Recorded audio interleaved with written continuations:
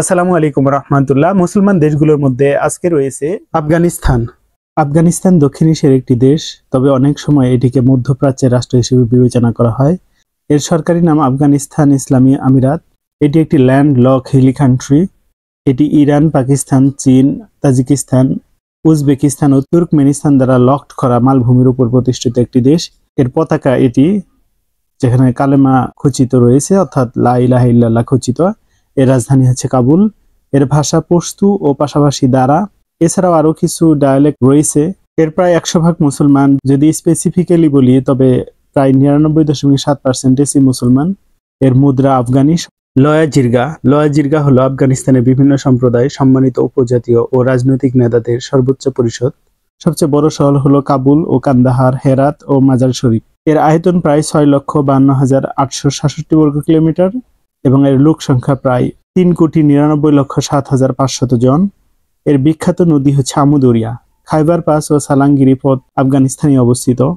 হেরাতের এই মসজিদটি সবচেয়ে প্রাচীন মনে করা হয়।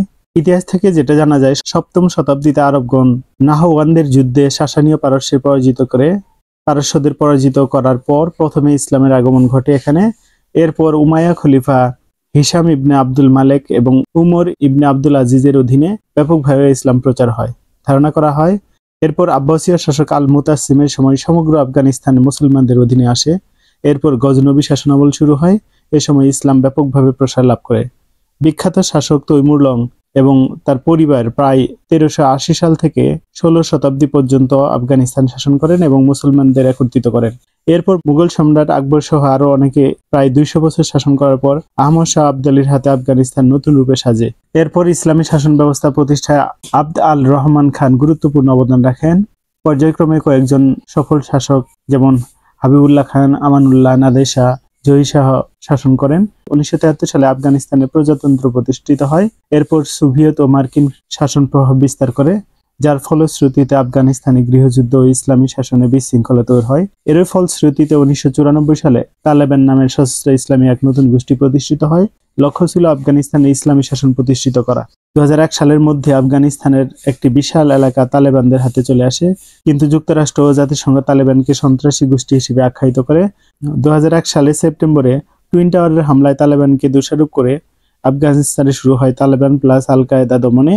ন্যাটো ও যুক্তরাষ্ট্রের যৌথ বাহিনী আক্রমণ চলে 2014 সাল পর্যন্ত। এরপর ন্যাটো চলে গেল, মার্কিন বাহিনী থেকে যায় আফগান বাহিনীকে সাহায্যের জন্য তালেবান ও আল কায়েদাকে রুখে দিতে। এরপর নির্বাচন হয়, যা তালেবান অস্বীকার করে। আবুধাবিতে তালেবানের সাথে সমঝোতা বৈঠক হয় এবং পরে মার্কিন সৈন্য আফগানিস্তান থেকে প্রত্যাহার করা হয়।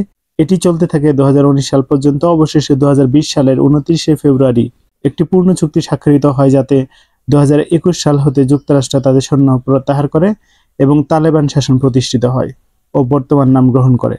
তালেবানরা তাদের রাষ্ট্রে ইসলাম অনুশাসনের অর্থাৎ কুরআন ও সুন্নাহর আলোকে পুনরায় প্রতিষ্ঠিত করতে সক্ষম হয়।